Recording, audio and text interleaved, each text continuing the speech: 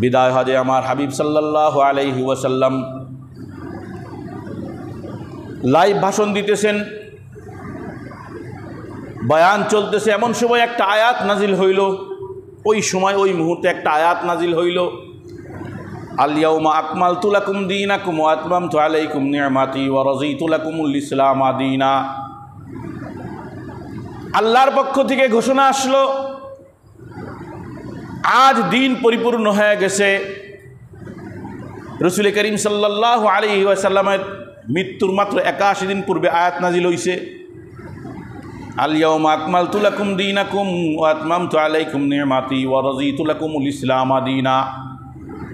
আল্লাহর পক্ষ থেকে উম্মতে মুহাম্মাদের জন্য একটা পুরস্কার, আজকে দিন পরিপূর্ণ হয়ে গেছে। আমি দিনকে পরিপূর্ণ করে দিয়েছি, তোমাদের উপরে আমার নিয়ামতকে আমি পরিপূর্ণ করে দিয়েছি। আমি দিন হিসেবে, ধর্ম হিসেবে ইসলামকে তোমাদের জন্য মনোনীত করে দিলাম। দিন পরিপূর্ণ হয়ে গেছে এই সংবাদ পাওয়ার সাথে সাথে সাহাবায়ে কেরামের মধ্যে খুশির জোয়ার বয়ে গেল। যেই দিনের জন্য বোন সুমাইয়া রাদিয়াল্লাহু তাআলা আনহা শহীদ হয়েছে, যেই দিনের জন্য খাব্বাব খুবাইব আহত হয়েছে, নিহত হয়েছে, বেলাল নির্যাতিত হয়েছে, আম্মার নির্যাতিত হয়েছে, ইয়াসার নির্যাতিত হয়েছে, সাহাবায়ে কেরাম তিনটা বছর না খেয়ে জেলখানার মধ্যে বন্দী ছিল। আমার হাবিবের দাঁত ভাঙছে, মাথা ফাটছে, রক্ত বের হইছে। যেই দিনের জন্য পাথর পেটে বাঁধতে হয়েছে, সেই দিন আজকে পরিপূর্ণ হয়ে গেছে, দিনের বিজয় হয়ে গেছে। সাহাবায়ে কেরাম চারিদিক থেকে হাসাহাসি শুরু করছে, আলহামদুলিল্লাহ, যেই দিনের জন্য এত মেহনত, সেই দিন আজ পরিপূর্ণ হয়ে গেছে। সাহাবায়ে কেরাম একে অপরের সাথে কুলাকুলি করে। হঠাৎ ওমর রাদিয়াল্লাহু তাআলা আনহু খেয়াল করে হযরত আবু বকর রাদিয়াল্লাহু তাআলা আনহু কান্না করতেছে। ওমর রাদিয়াল্লাহু তাআলা আনহু জিজ্ঞাসা করেন, ভাই আবু বকর, এত খুশির একটা সংবাদ রাসূলের জবান থেকে পাইলাম, তুমি কান্না কেন করতেছো? এটা তো খুশির কথা, আমাদের দিন পরিপূর্ণ হয়ে গেছে। আয় হায় হায়! যখন ওমর রাদিয়াল্লাহু তাআলা আনহু খলিফা, এক ইহুদি উমর রাদিয়াল্লাহু তাআলা আনহুকে বলতেছে, উমর, তোমাদের উপরে একটা আয়াত আল্লাহ নাজিল করছে, একটা আয়াত। ওই আয়াতটা যদি আল্লাহ আমাদের উপরে নাজিল করতো, তাওরাতে নাজিল করতো, তাহলে আমরা ওই দিনকে ঈদ বানাইতাম। কি বলতেছে? ওই আয়াতটা যদি আল্লাহ আমাদের উপরে নাজিল করতো, আমরা ওই দিনটাকে ঈদ বানাইতাম। ওমর রাদিয়াল্লাহু তাআলা আনহু জিজ্ঞাসা করতেছেন, কোন আয়াত? তো ইহুদি তেলাওয়াত করতেছে, আল ইয়াউমা আকমালতু লাকুম দীনাকুম ওয়া আতমামতু আলাইকুম নি'মাতি ওয়া রাযীতু লাকুমুল ইসলাম দীনা। না, দিন তো ইহুদিদের সময় পরিপূর্ণ হয় নাই, খ্রিস্টানদের সময় পরিপূর্ণ হয় নাই। ইহুদিরা বলতেছে, হায় হায়, ওই আয়াতটা যদি আমাদের উপরে আসতো, তো যেই দিন ওই আয়াত নাজিল হইতো, ওই দিন আমরা ঈদ বানাইতাম। এখন ওমর রাদিয়াল্লাহু তাআলা আনহু বলতেছেন, হ্যাঁ, আমি খুব ভালো করে জানি ওই আয়াত কখন কোন অবস্থায় নাজিল হয়েছে। আরাফার দিন, জিলহজের 9 তারিখ, হজ্জে আকবর, ওটাও একটা ঈদ। হজ্জে আকবরের দিন না ওইটা? বিদায় হজের সময় আরাফার দিন 9 তারিখে ওই আয়াত নাজিল হয়েছে। তো হ্যাঁ, খুব ভালো করে জানি যে কোন দিন নাজিল হয়েছে। ওই দিন আমাদের জন্য ঈদ, ওই দিন আমাদের জন্য ঈদ। আয়াত নাজিল হওয়ার সাথে সাথে সাহাবায়ে কেরামরা খুশি মানায়। আবু বকর কান্না শুরু করছে। ওমর রাদিয়াল্লাহু তাআলা আনহু জিজ্ঞাসা করে, ভাই আবু বকর কান্না করেন কেন? আবু বকর রাদিয়াল্লাহু তাআলা আনহু বলেন যে, তোমরা খুশি মানাইতেছো, খুশি মানাও, আমাকে আমার হালাতে ছেড়ে দাও। ওমর রাদিয়াল্লাহু তাআলা আনহু জানেন সাহাবাদের মধ্যে সব থেকে দিন বুঝছেন আবু বকর রাদিয়াল্লাহু তাআলা আনহু। আমার হাবিবের খেলার সাথী, যৌবন বয়সের সাথী, বুড়া বয়সের সাথী, কবরেরও সাথী আবু বকর। আফকাহুস সাহাবা আবু বকর রাদিয়াল্লাহু তাআলা আনহু। সাহাবাদের মধ্যে সবথেকে বড় ফকিহ ছিলেন, সবথেকে বড় আলেম ছিলেন আবু বকর রাদিয়াল্লাহু তাআলা আনহু। যে আয়াত শুনে সমস্ত সাহাবীরা খুশি হয়, ওই একই আয়াত শুনে আবু বকর কান্না কেন করে? খুব জাপটায়া ধরছেন উমর। আবু বকর, ভাই বলেন কেন? নিশ্চয়ই কোনো কিছু আছে। আবু বকর রাদিয়াল্লাহু তাআলা আনহু বলেন, দিন যখন পরিপূর্ণ হয়ে গেছে, দিনের ফাইসালা যখন আল্লাহর পক্ষ থেকে এসে গেছে, যে দিন পরিপূর্ণ, দিন যখন পরিপূর্ণ হয়ে যায় নবীর আর কোনো প্রয়োজন থাকে না, নবীর প্রয়োজন থাকে না। এই আয়াতের মাধ্যমে আমার হাবিবের বিদায়ের ঘোষণা দেওয়া হয়েছে। এ সংবাদ আবু বকরের জবান থেকে বের হইতে না হইতেই পুরো আরাফার ময়দানে ছড়ায় পড়ছে। সাহাবা একরামের হাসির জায়গায় কান্না শুরু হয়ে গেছে যে আয়াত তো কোনো খুশির আয়াত নয়, আমার হাবিবের বিদায়ের আয়াত। সাহাবা একরামের মধ্যে রোনাজারি শুরু হয়ে যায়। রাসূল করিম সাল্লাল্লাহু আলাইহি ওয়াসাল্লাম সাহাবাদের অবস্থা দেখে বলেন, ও আমার সাহাবারা খুব ভালো করে শুইনা রাখো, আদম আসছে তার নবুয়ত নিয়ে চলে গেছে। নূহ আসছে তার নবুয়ত নিয়ে চলে গেছে। ইব্রাহিম নবুয়ত নিয়ে আসছে, নবুয়ত নিয়ে চলে গেছে। ইসমাইল, ইসহাক, ইয়াকুব নবুয়ত নিয়ে আসছে, নবুয়ত নিয়ে চলে গেছে। ঈসা, মূসা নবুয়ত নিয়ে আসছে, নবুয়ত নিয়ে চলে গেছে। একমাত্র আল্লাহর নবী যে দুনিয়াতে আসছে নবুয়ত নিয়ে, কিন্তু দুনিয়ার থেকে যাবে, নবুয়ত নিয়ে যাবে না, নবুয়ত রেখে যাবে। এটা এই উম্মতের খুসুসিয়াত। আল্লাহ তাআলা আমার হাবিবের পিঠের উপরে সিল মেরে দিলেন, মুহাম্মাদুন রাসূলুল্লাহ সাল্লাল্লাহু আলাইহি ওয়াসাল্লাম, যে আমার হাবিব হলো সর্বশেষ হাবিব। আনা খাতামুন নাবিয়্যিন লা নাবিয়্যা বাদি, আমি সর্বশেষ নবী, আমার পরে কোনো নবী আসবে না। অন্য নবীরা যেভাবে বিদায় নিছেন আমিও বিদায় নিব, তবে অন্য নবীদের সাথে আমার পার্থক্য হইল, অন্য নবীরা নবুয়ত নিয়ে চলে গেছে, রিসালাত নিয়ে চলে গেছে, আর আমি হাবিব চলে যাব, কিন্তু আমার নবুয়ত এবং রিসালাত রয়ে যাবে। তারাকতু ফীকুম আমরাইন লান তাযিল্লু মা তামাসসাকতুম বিহিমা কিতাবাল্লাহ ওয়া সুন্নাত রাসূলি সাল্লাল্লাহু আলাইহি ওয়াসাল্লাম। এই আমার নবুয়ত কি জিনিস খুব ভালো করে শোনো। আমি তোমাদের মধ্যে দুইটা জিনিস রেখে গেলাম, একটা হলো আল্লাহর কিতাব কোরআন, আর 2 নাম্বার হলো আমার রেখে যাওয়া সুন্নাহ। এই দুইটা জিনিসকে যদি তোমরা আঁকড়ে ধরতে পারো, এই দুইটা জিনিসকে যদি মজবুত করে ধরতে পারো, তাহলে তোমরা কখনোই পথভ্রষ্ট হবা না। অন্যান্য উম্মত নবীরা চলে যাওয়ার কয়েক যুগ পরেই ধর্মকে হারাইছে, ঈমান হারাইছে, মূর্তি পূজায় ডুবে গেছে, কারণ নবুয়ত ছিল না। কিন্তু আমি হাবিব চলে যাওয়ার পরে আমার নবুয়ত থেকে যাবে কোরআন এবং সুন্নাহ। এই কোরআন এবং সুন্নাহ যদি তোমরা সামনে রাখো, কখনোই পথভ্রষ্ট হবে না। অন্য উম্মতের নাই সমূলে আমার উম্মত আর কখনো ধ্বংস হবে না। কোরআন সুন্নাহকে এবার সামনে রাখেন। মূল বিষয়টা এবার আসলাম, আমি আমার মূল বিষয়ে আসতেছি। কোরআন সুন্নাহকে এখন সামনে রাখেন। কোরআন সুন্নাহকে সামনে রাখার পরে এইবার দিন দেখেন। কোরআন সুন্নাহ যখন সামনে আমরা খুলি, আখেরি চাহার সম্ভব বলে কিছু পাই নাই। কোরআন সুন্নাহকে যখন সামনে রাখলাম, জন্মদিন রসুলের ঈদে মিলাদুন নবী বলে আমি কিছু পাই নাই। কোরআন যখন খুললাম, জশ্নে জুলুস পাই নাই। হাদিস সুন্নাহ যখন খুললাম, জশ্নে জুলুস পাই নাই, মাজার পাই নাই, কবরে সেজদা করা পাই নাই। এগুলো কোথার থেকে আসলো? উম্মত যখন কোরআন সুন্নাহকে সামনে রাখবে, এই সমস্ত বিষয়গুলো তাদের কাছে আসবে না। আজকে সরকারিভাবে ছুটি হয়ে যায় আখেরি চাহার সম্বায়, তাই না? আখেরি চাহার সম্বায় ছুটি হয়ে যায়, আস্তাগফিরুল্লাহ আস্তাগফিরুল্লাহ। আখেরি চাহার সম্বাটা কি? আখেরি চাহার সম্বা কি? আখেরি চাহার সম্বা হলো সফর মাসের, আমার মুসল্লি যারা নিয়মিত তারা জানে, সফর মাসের সর্বশেষ বুধবার যেটা হয় এটাকে বলা হয় আখেরি চাহার সম্বা।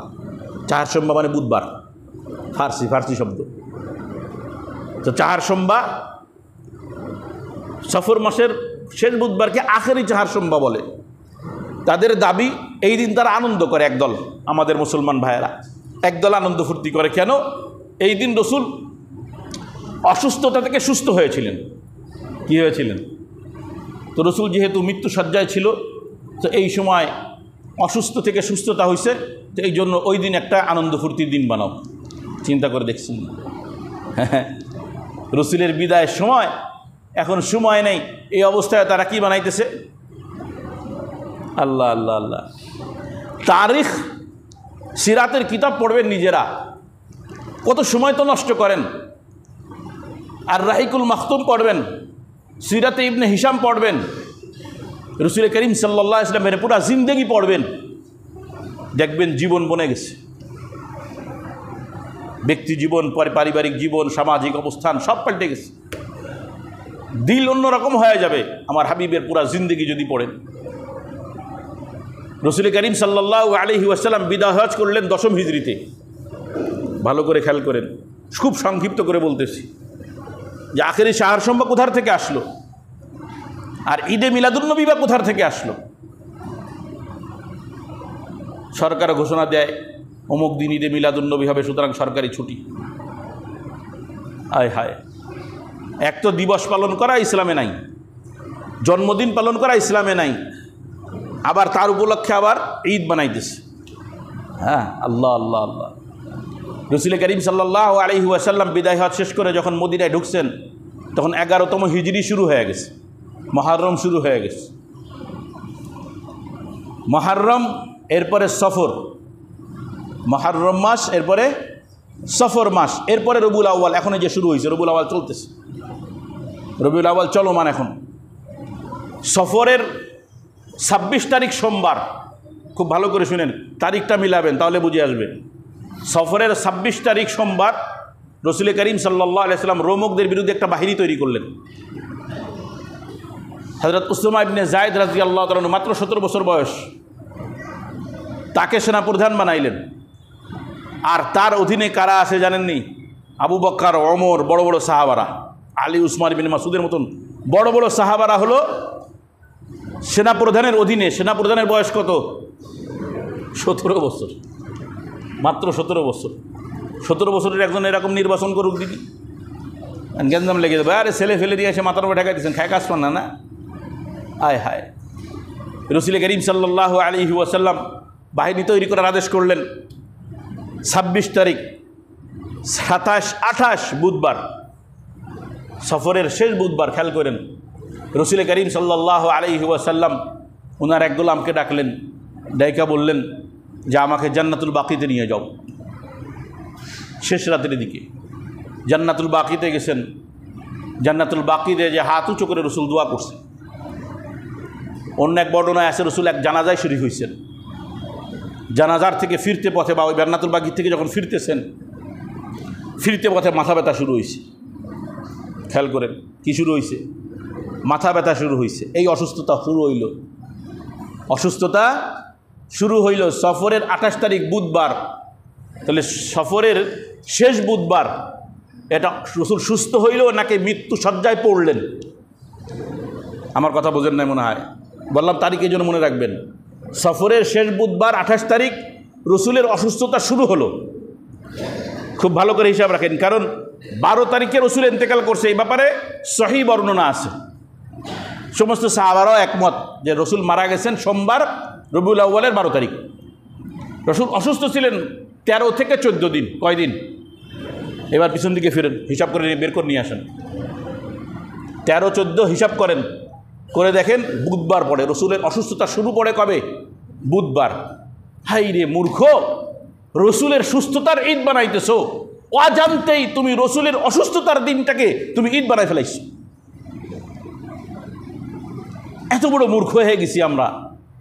ওদিন তো আমাদের পরেশান হয়ে যাওয়ার দরকার ছিল, চোখের পানি পড়ার দরকার ছিল যে হায় হায়, এই আখেরি 4 সোমবার ঈদ বানাই কেমনে, খুশির দিন কেমনে বানাবো। এই দিন তো আমার হাবিব দুনিয়ার থেকে বিদায়ের প্রস্তুতি শুরু হয়ে গেছে। আমার হাবিবের বিদায়ের প্রস্তুতি শুরু হয়েছে বুধবার থেকে। আর সেই বুধবারকে একদল ভণ্ড মূর্খ তারা বানাই দিছে ওই দিন রসুল সুস্থ হয়েছে। নাউজুবিল্লাহ। এই যারা বেদাত করে, বেদাতি যারা, এরা নতুন নতুন জিনিস আবিষ্কার করে তাদের স্বার্থে। আমি যদি পীর হই, মনে করেন আমি এখন যদি আপনাদের পীর বনে যাই এই জায়গায়, তো আমি এমন এমন কিছু কায়দা কারণ তৈরি করব যাতে আমার কাছে মাল পানি আসে। বুঝেন নাই? মানে ভণ্ড ভণ্ড যদি হই আর কি। হ্যাঁ, আর যদি হাক্কানি পীর হয় সে তো আমাকে আপনাকে পথ দেখাবে, কীভাবে দিনের উপরে চলবা পথ দেখাবে। আর যদি স্বার্থবাদী পীর হয় তো দেখাবে যে কেমনে অনুষ্ঠান করা যায়। কয়েকদিন পর পর এর একটা দিবস দিবে, অমুক দিন ফাতেহা শরীফ পড়ো, অমুক দিন অমুকের ওরস করো, অমুক দিন এই করো সেই করো। ও দেখবেন ওই যে আমি তো নানুপুর থেকে আসছি, মাইজ ভান্ডারের পাশে প্রত্যেক মাসেই কোনো না কিছু একটা আছে, মানে পীর তো কম নাই ওই জায়গাটায়, কবর যেই কটা সে কটা পীর, মানে মরার আগে পীর হয় না, তোদের হলো মরার পরে পীর হয়। যারা মাজার পূজা করে এদের পীর কিন্তু মরার আগে হয় না, কখন হয়? মরার পরে পীর হয়। মরার পরে কি হয়? মরার পরে পীর হয়।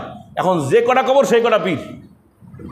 এক একজনের একটা মসনাদ নিয়ে বসে, আর এক একজনের ওরস শরীফ এক এক সময় হয়, আর বিশাল আয়োজন, নামাজ কালাম নাই, মাঠে ঘাটে কাজ করে, চাষা বাসা মানুষ, গরু একখান কিনে নিয়ে চলে যেতেছে, মহিষ একখান কিনে নিয়ে চলে যেতেছে দরবার শরীফে কুরবানি দিতেছে। কোরআন সুন্নাহ জানে না। আমার হাবিব তো বলে গেল সমাধান কোরআন সুন্নাহ, তো কোরআন সুন্নাহকে সামনে রাখো, সব সমাধান হয়ে যাবে। তো আমরা সুন্নায় কি পাইতেছি? যে রসুলের অসুস্থতা শুরু হইল বুধবারে, সোমবার পর্যন্ত রসুল স্ত্রীদের বাড়ি ঠিক রাখলেন, খুবই অসুস্থ হয়ে পড়লেন। সোমবারের দিকে রসুল প্রত্যেকদিন জিজ্ঞাসা করতেন আগামীকাল কোথায় আমার, স্ত্রীরা বলতেন অমুকের ঘরে, তা আবার তার ঘরে যাইতেন, আবার জিজ্ঞেস করতেন আগামীকাল আমার বাড়ি কোথায়, তো বলতেন অমুকের ঘরে, তা আবার বসে থাকতেন। এভাবে প্রায় জিজ্ঞাসা করতেন। স্ত্রীরা তারাও তো বুদ্ধিমান ছিল, তারা বুঝছেন যে রসুল আসলে এখন অসুস্থতার সময় রসুল চাচ্ছেন আম্মাজান আয়েশার ঘরে যাওয়ার জন্য। তো সমস্ত স্ত্রীরা এক জায়গায় আয়েশা আম্মাজানরা রসুল করিম সাল্লাল্লাহু আলাইহি ওয়াসাল্লামের কাছে এসে দরখাস্ত করলেন, ইয়া রাসূলুল্লাহ, আমরা আমাদের অধিকার ছেড়ে দিলাম, আপনার যেই ঘরে থাকতে মন চায় আপনি সেই ঘরে যে অবস্থান গ্রহণ করেন। ফজল ইবনে আব্বাসের ভাই, আব্দুল্লাহ ইবনে আব্বাসের ভাই ফজল ইবনে আব্বাস এবং আলী রাদিয়াল্লাহু তাআলা আনহুর ঘাড়ের উপরে ভর করে রসুল করিম সাল্লাল্লাহু আলাইহি ওয়াসাল্লাম ওই ঘর থেকে আম্মাজান আয়েশা রাদিয়াল্লাহু তাআলা ঘরে আসেন পাশাপাশি। কিন্তু সাহাবী বর্ণনা দিতেছেন রসুল যখন চলতেছেন তখন রসুলের পা চলতেছে না, মাটিতে হ্যাঁচড়াইতেছে, এত অসুস্থ। রসুল করিম সাল্লাল্লাহু আলাইহি ওয়াসাল্লাম বুধবার অসুস্থ হওয়ার পরের থেকে পরবর্তী বৃহস্পতিবার 11 তারিখ পর্যন্ত, বৃহস্পতিবার পর্যন্ত, বৃহস্পতিবার পর্যন্ত রসুল নিয়মিত 5 ওয়াক্ত নামাজ মসজিদে বা জামাত পড়াইছেন, মৃত্যুর আগের বৃহস্পতিবার পর্যন্ত। বৃহস্পতিবার যখন আসলো রসুল করিম সাল্লাল্লাহু আলাইহি ওয়াসাল্লাম পরবর্তী বুধবার অসুস্থতা চলমান অবস্থায়, দ্বিতীয় বুধবার, প্রথম বুধবার অসুস্থ হলেন, দ্বিতীয় বুধবার রসুল করিম সাল্লাল্লাহু আলাইহি ওয়াসাল্লাম এর জ্বর খুব বেশি বেড়ে গেল। জোহরের আগে রসুল করিম সাল্লাল্লাহু আলাইহি ওয়াসাল্লাম বললেন আমার উপরে পানি ঢালো। কয়েক মশক পানি ঢালার পরে রসুল করিম সাল্লাল্লাহু আলাইহি ওয়াসাল্লামের জ্বর কমে গেল। মাথায় জ্বরপট্টি নিয়ে সাহাবা একরামের মজলিসে আসলেন, মসজিদে নববীতে ঢুকে নসিহত করলেন। সর্বপ্রথম যে নসিহত, খুব ভালো করে খেয়াল করেন, সর্বপ্রথম যে নসিহত রসুল করিম সাল্লাল্লাহু আলাইহি ওয়াসাল্লাম বললেন, আল্লাহ ইহুদি এবং নাসারাদের উপরে লানত বর্ষণ করুক, তারা তাদের নবীদের কবরকে সেজদার জায়গা বানাইছে। কি নসিহত করছে? নবীদের কবরকে সেজদার জায়গা বানাইছে, তোমরা আমার কবরকে যেন সেজদার স্থান বানায় না। হায় হায় হায় হায় হায়, নবীর কবরকে যদি সেজদা করা না যায়, বাবার কবর সেজদা করা যায়? আমার কথা বুঝেন নাই? আরে নবী তো পীরের পীর, পীরেরও পীর নবী, সমস্ত পীরের পীর সাহাবা, সেই সাহাবাদের পীর ছিলেন নবী। সেই নবীর কবরে যদি সেজদা করা না যায়, সেই নবীর কবরের সামনে যদি মাথা ঝুঁকানো না যায়, তাহলে আপনার এত বড় পীর কোথার থেকে আসলো যার কবরে তুমি মাথা ঝুঁকাইতেছো? রসুল করিম সাল্লাল্লাহু আলাইহি ওয়াসাল্লাম নসিহত করলেন। সাহাবা একরাম বলেন রসুলের নসিহত শুনে বারবার মনে হইতেছে যেন বিদায় নেওয়া ব্যক্তির নসিহত। রসুল করিম সাল্লাল্লাহু আলাইহি ওয়াসাল্লাম বললেন, তোমরা আনসারীদের কথা খবর নাও। আনসারীরা হলো আমার কলিজার টুকরা, আমার অন্তরের অন্তর। তারা আস্তে আস্তে কমতে থাকবে, কমতে কমতে যেমন খাবারের মধ্যে লবণের অবস্থা হয়, আনসারীদের অবস্থা এমন হবে। তোমার আনসারীরা তাদের দায়িত্ব পরিপূর্ণ পালন করছে, কিন্তু তাদের অধিকার এখনো বাকি রয়ে গেছে। আনসারীরা তাদের দায়িত্ব পরিপূর্ণ করছে, কিন্তু তাদের অধিকার এখনো বাকি রয়ে গেছে। ও মুসলমান, তোমরা শুনে রাখো, আনসাররা যখন তোমাদের কাছে থাকবে, তাদের নেককারদেরকে মোহাব্বত করো, বদকারদেরকে ক্ষমা করে দাও। বদকারদেরকে হিংসা করো না, ফেলাই দিও না, ক্ষমা করে দাও। রাসূল করিম সাল্লাল্লাহু আলাইহি ওয়াসাল্লাম মুনাফিকদেরকে শাস্তি না দেওয়ার একটা কারণ এটাও যে তারাও আনসারীদের অন্তর্ভুক্ত ছিল। আনসারীদের অন্তর্ভুক্ত হয় রসুল স্পষ্ট মুনাফিকদের লিস্ট রসুলের কাছে থাকার পরেও মুনাফিকদেরকে শাস্তি দেন নাই। ও মুহতারাম, রসুল করিম সাল্লাল্লাহু আলাইহি ওয়াসাল্লাম এই অবস্থায় জোহরের নামাজ পড়ালেন। মাথায় তখনও জ্বরপট্টি রয়েছে। নামাজের পরে আবার উঠলেন মেম্বারে, আবারও নসিহত শুরু করলেন, আমি মুহাম্মদ তোমাদের থেকে হয়তো কোনো অপরাধ করে ফেলছি, তোমাদেরকে কখনো কোনো শাস্তি দিয়ে ফেলেছি। আমি যদি তোমাদের উপরে কারোর উপরে কোনো জুলুম করে থাকি, তোমরা সেই জুলুমের শাস্তি এখন এই মুহূর্তে নিয়ে নাও। আমি মুহাম্মাদের পিঠ উন্মুক্ত, যদি কাউকে আঘাত করে থাকি আঘাত করো, কারোর উপরে যদি কোনো জুলুম করে থাকি তো তোমরা সেই জুলুমের প্রতিশোধটা এই মুহূর্তে নিয়ে নাও। সাহাবায়ে কেরামের চোখ দিয়ে টপ টপ করে পানি পড়ে। হঠাৎ এক ব্যক্তি দাঁড়ায় বলেন, ইয়া রাসূলুল্লাহ, আপনার কাছে মাত্র 3টা টাকা পাইতাম। কয় টাকা? মাত্র 3টা টাকা পাইতাম। রাসূল করিম সাল্লাল্লাহু আলাইহি ওয়াসাল্লাম ফজল ইবনে আব্বাসকে ইশারা দিলেন। ফজল ইবনে আব্বাস নিজের থেকে 3 টাকা পরিশোধ করে দিলেন।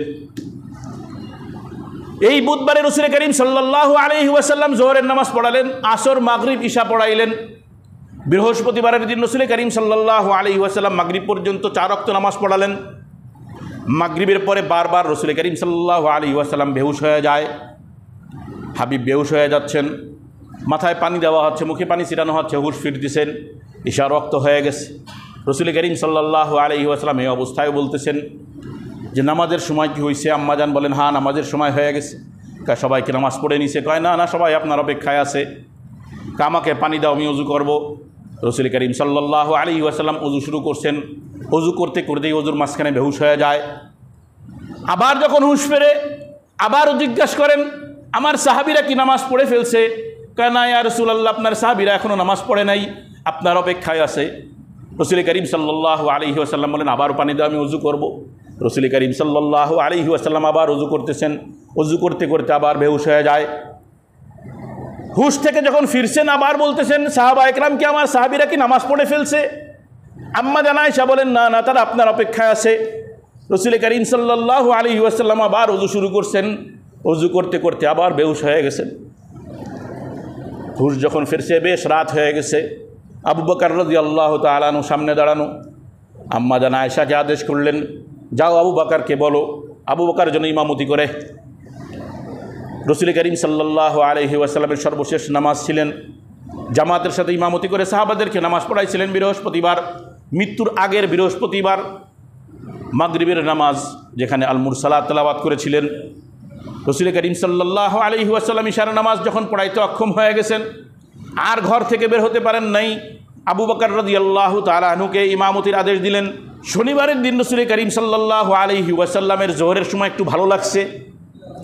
মৃত্যুর 2 দিন আগে বা 1 দিন আগে একটু ভালো লাগলে ফজল ইবনে আব্বাসকে বললেন, আমাকে নিয়ে যাও, আমি মসজিদে যাব। রাসূল করিম সাল্লাল্লাহু আলাইহি ওয়াসাল্লাম জোহরের নামাজের সময় পর্দা উঠায়া দুজনের উপরে ভর করে মসজিদে ঢুকছেন। আবু বকর রাদিয়াল্লাহু তাআলা তখন ইমামতিতে। আবু বকর রাদিয়াল্লাহু তাআলা যখন বুঝছেন রাসূল আসছেন, উনি পিছনে সরে যাওয়ার চেষ্টা করছেন নামাজের ভিতরেই। এমত অবস্থায় রাসূল ইশারা করছেন, আবু বকর নামাজে দাঁড়াও, তোমার ইমামতি চলবে। আবু বকর রাদিয়াল্লাহু তাআলার ঠিক পার্শ্বে রাসূল করিম সাল্লাল্লাহু আলাইহি ওয়াসাল্লাম বসে গেছেন। সোমবার হয়ে যায়, অসুস্থতা আরও বেড়ে যায়। রাসূল করিম সাল্লাল্লাহু আলাইহি ওয়াসাল্লাম সর্বশেষ নসিহত করলেন, আসসালাতু ওয়াসসালাতু ওয়া মা মালাকাত আইমানুকুম। রাসূলের সর্বশেষ নসিহত ছিল নামাজ, নামাজ, নামাজ। আমার উম্মত যেন নামাজের গাফলতি না করে। আজকে দেখেন উম্মতের সব থেকে বড় গাফলতি নামাজে। নামাজের গাফলতি যেন আমার উম্মতের না হয়। তাদের অধীনস্থ যে সমস্ত গোলামবাদী থাকবে, দাস দাসী থাকবে, তাদের প্রতি যেন কোনো জুলুম না হয়।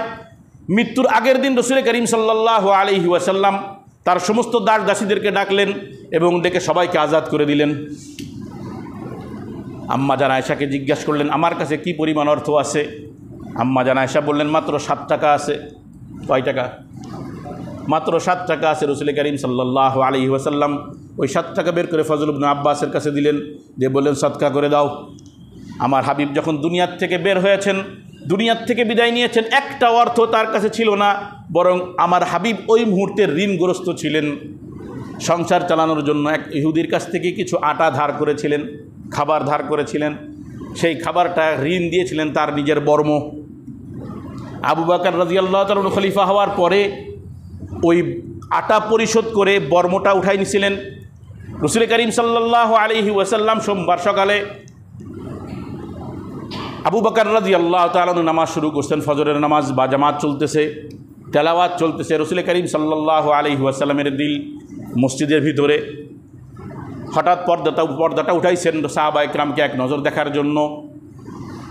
সাহাবায়ে কেরাম নামাজের মধ্যে হাবিবের নুরানি চেহারা যখন দেখছে, রাসূল করিম সাল্লাল্লাহু আলাইহি ওয়াসাল্লামের চোখ আর সাহাবাদের চোখে চোখ পড়ছে। আমার হাবিব নুরানি চেহারা একটা মুস্কি হাসি দিছেন। সাহাবায়ে কেরাম নামাজ ছেড়ে দেওয়ার উপক্রম হয়েছে। রাসূল করিম সাল্লাল্লাহু আলাইহি ওয়াসাল্লাম ইশারা করছেন, নামাজের মধ্যেই থাকো, নামাজ ছাইড়ো না। এইভাবে রাসূল করিম সাল্লাল্লাহু আলাইহি ওয়াসাল্লাম পর্দাটা লাগাই দিয়েছেন। আনাস রাদিয়াল্লাহু তাআলা আনহু বলেন, আমাদের রাসূলের জীবন্ত নুরানি চেহারাটা শেষবারের মতন নামাজের মধ্যেই ফজরের সময় দেখেছিলাম। যখন সূর্য উঠে যায়, রাসূল করিম সাল্লাল্লাহু আলাইহি ওয়াসাল্লামের মৃত্যু যন্ত্রণা শুরু হয়। আম্মা জান আয়েশা রাদিয়াল্লাহু তাআলা আনহা বলেন যে রাসূল করিম সাল্লাল্লাহু আলাইহি ওয়াসাল্লামের মাথা ছিল আমার থুতনি এবং বুকের মাঝখানে। রাসূল করিম সাল্লাল্লাহু আলাইহি ওয়াসাল্লাম বলেন যে তোমরা আমার জন্য পানি নিয়ে আসো।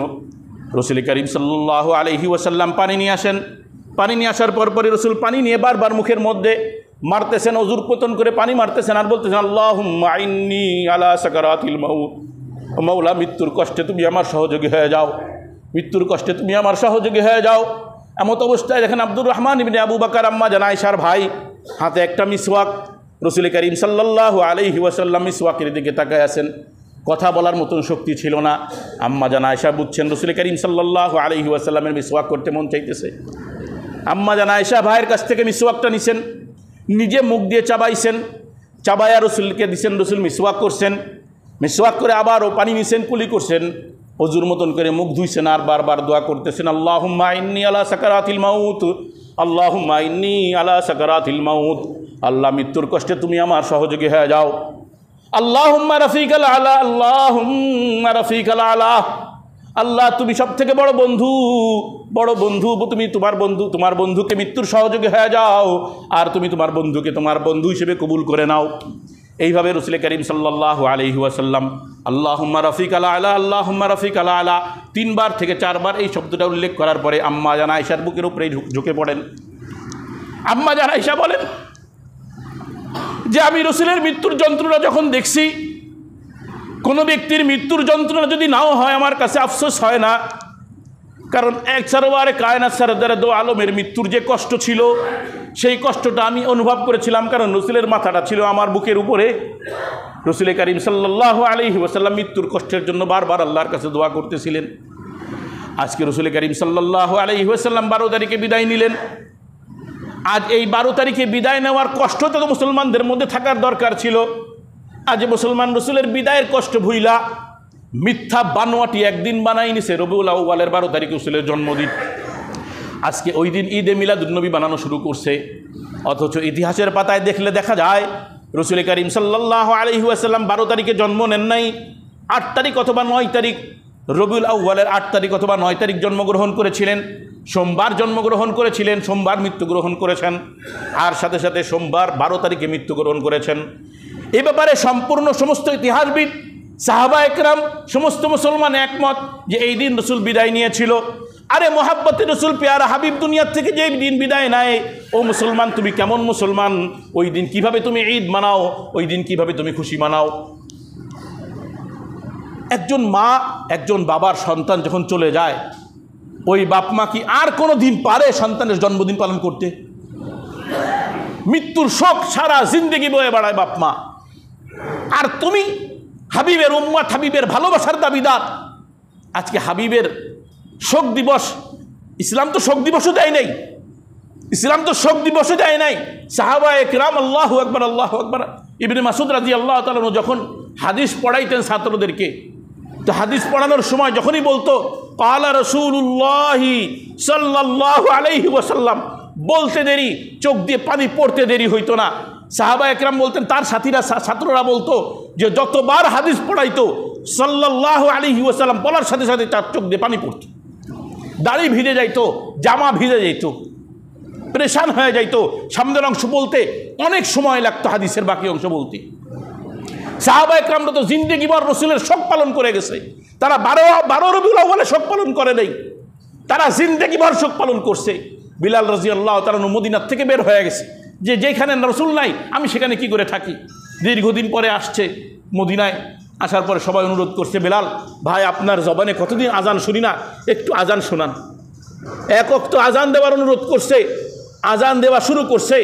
আজানের মধ্যে যখন আশহাদু আন্না মুহাম্মাদার রাসূলুল্লাহ বলছে, বেহুশ হয়ে পড়ে গেছে। আমার হাবিবের নাম জবানে আসার সাথে সাথে বেহুশ হয়ে গেছে, যে আমি কোন মদিনায় আসছি যে মদিনায় হাবিব নাই। সাহাবা একরামের জিন্দেগিটা তো এইভাবে গেছে।